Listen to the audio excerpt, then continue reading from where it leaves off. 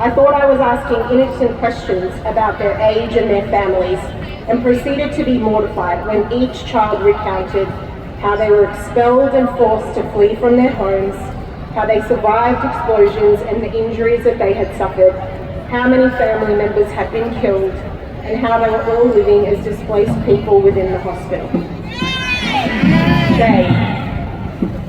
Every child in Gaza can tell you the difference in sounds between a drone, a quadcopter, and an F-16.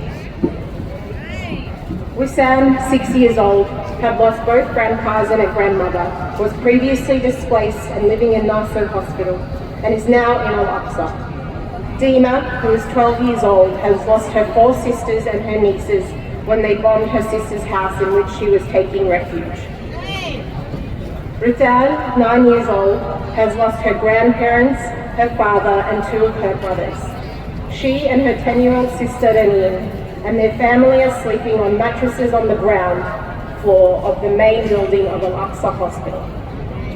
This would be the first image I would come across every morning, a stark reminder of how Israel has robbed everyone of their basic and fundamental human rights.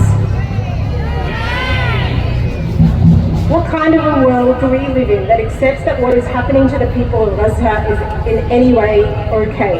That these kids don't deserve to live in a home, surrounded by family members, to go to school and have an education, to not worry about whether they can have clean water, to drink and food to eat, to have clothes to wear or even shoes to run around with. I want you to imagine living in a tent. You can only stand up straight in the center of it. You live there with 12 or 15 other family members.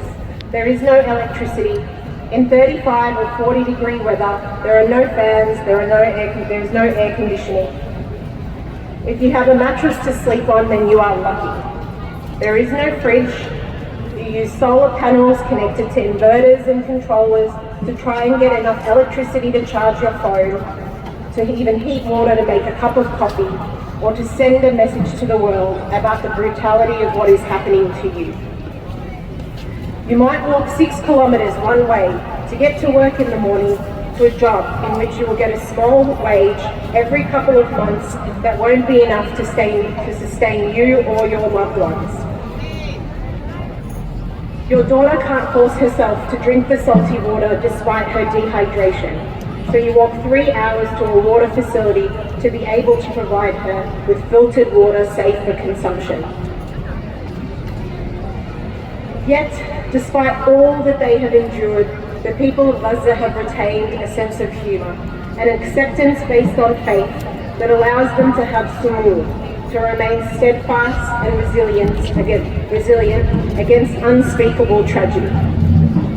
They are exceptionally generous, preparing us traditional Palestinian dishes such as maftoul with chicken, or msa'a, or summagiya, when they themselves haven't tasted meat for many months. They offer you whatever they can, even beyond their own means, and feel embarrassed that the circumstances don't allow them to show their true level of hospitality. They would always say to us, "May you return to Gaza when the war has finished, and we can really show you how beautiful Gaza is and treat you with the highest degree of hospitality." And to this we would all say, Insha'Allah.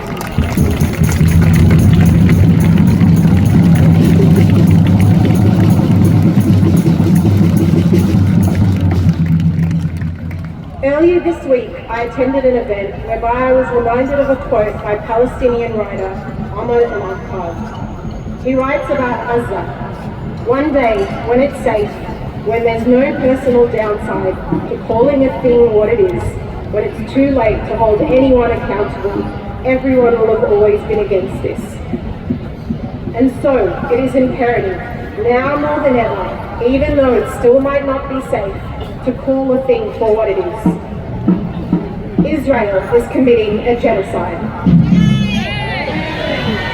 I've seen firsthand the destruction of its homes, its buildings, its shops, its mosques, and its infrastructure. Israel has perpetrated war crimes. It has attacked and destroyed 2/3 of the healthcare facilities, and abducted and tortured and targeted and killed healthcare workers. I've operated in the dark under phone light, wearing only sterile gloves in a healthcare system that is barely hanging on by a thread that is servicing over 2 million people. Israel has flouted international humanitarian law. It has bombed schools, refugee camps, prevented food and medical aid from entering Gaza, causing a shocking scale of widespread famine and communicable disease, and proven time and time again that there is no safe zone anywhere in Gaza.